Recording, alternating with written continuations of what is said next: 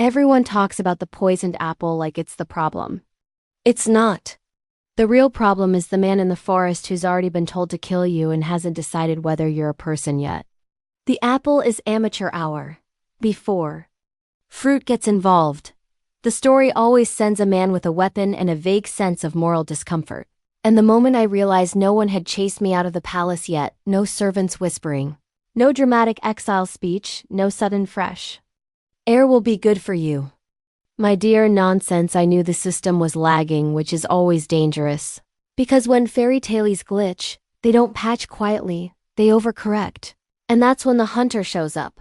The man whose entire narrative purpose is to feel bad while following orders. So when I saw him waiting by the tree line at dawn, broad-shouldered, quiet, holding his crossbow like it personally offended him, my first thought wasn't fear. It was irritation, because this meant the queen was trying to reboot the original storyline instead of thinking things through. And I hated inefficiency even more than I hated dying, so I walked into the forest alone. No dramatic cloak, no running, no sobbing.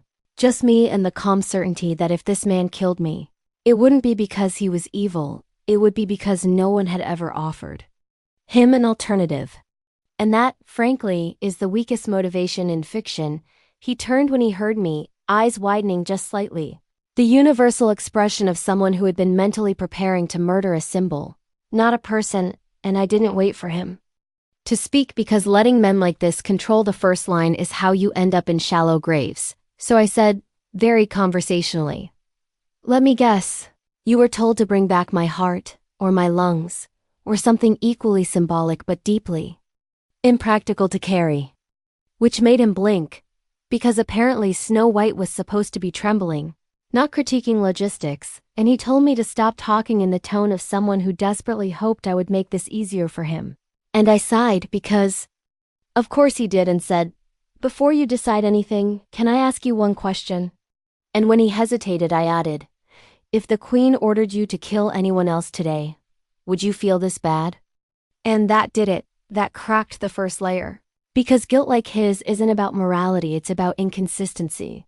And I could see the math starting behind his eyes, so I kept going, pacing slowly, carefully, never turning my back because I wasn't stupid, just strategic. "You don't hate me," I said. "You don't even know me. You hate the part where you're supposed to pretend this is necessary." And he told me it was his duty, which is always the word people use when they don't want to say I was told to.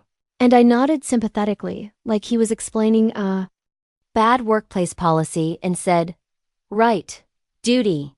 The magical excuse that turns orders into inevitability. But here's the thing. You were hired to protect the kingdom, not to maintain someone else's self-esteem." And that earned me a look sharp enough to suggest he hadn't heard that phrased quite like that before. So I leaned into it because momentum matters. "Let's be honest," I said. "If I disappear today, nothing improves. The queen doesn't feel safer, the kingdom doesn't stabilize, and you don't suddenly sleep better at night. All that happens is the mirror finds someone else to point at next week." And that was when I saw it. The moment he understood that this wasn't really about me at all. And that realization is dangerous because once people see the pattern, they stop believing in the justification. He asked me why I wasn't begging, which was honestly adorable, like he thought that was still an option. And I told him the truth, because you don't need me to beg. You need permission not to do this. And that's when I gave it to him, calmly, deliberately, with the confidence of someone who had already run the numbers. "You don't have to kill me," I said, "and you don't have to betray the queen either. You can simply fail, quietly, incompetently, like men have been doing for centuries when orders don't make sense."